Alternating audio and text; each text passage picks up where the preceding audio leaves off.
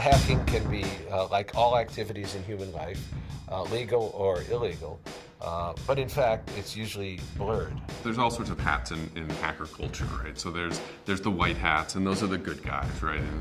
And so a white hat hacker would be someone who kind of probed the computer system of a big company. If they found a hole, they wouldn't go very far through it, and then they would contact the company and give the company time to fix it. And then there's just the black hats. And the black hats generally are people these days who are trying to steal credit cards or break into your PayPal account or get into your email account. The end game is just money. The black hats are people that break into systems. When we started doing this, just looking at researching software and uncovering vulnerabilities and publishing tools that let people hack into systems using those vulnerabilities, people tried to label us as black hats. And said, well, wait a minute, we're not breaking into systems. We're not like these guys. You can use these tools for good, or you can use them for bad. We think you white hat people should use our tools to figure out what systems have the vulnerabilities. But of course they didn't do that. So we had to come up with this new term, and we coined the term at the loft called gray hat, because we didn't want to wear a black or a white hat. All hackers are gray hat hackers. People who present themselves as white hat hackers are gray hat hackers who are simply fudging the truth. We got invited to speak at the Senate in 1998. The thing that was really exciting for us was they reached out to hackers. They reached out to us. They let us testify, using our hacker names. They'll be using their hacker names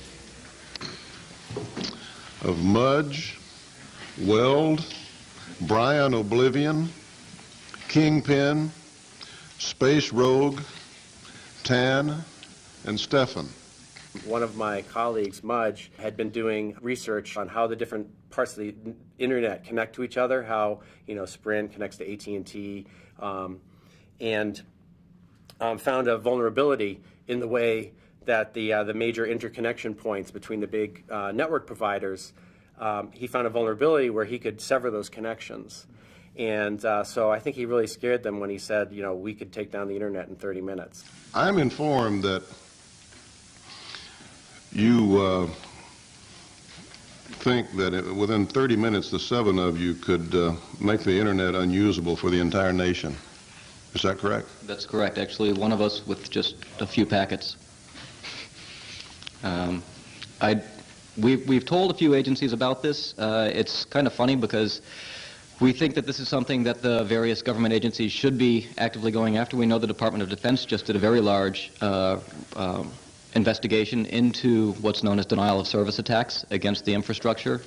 In our various day jobs, we contributed a large portion of the information to that actual investigation. Much to our chagrin, the learnings from it were instantly classified, which we were giving them largely public information. There was a few people in the back of the room from the NSA that came up afterwards and you got to tell us about this. And of course we did. I look at you guys as the white hats in this whole thing. Yeah, I think your motivation, as far as I know, is excellent.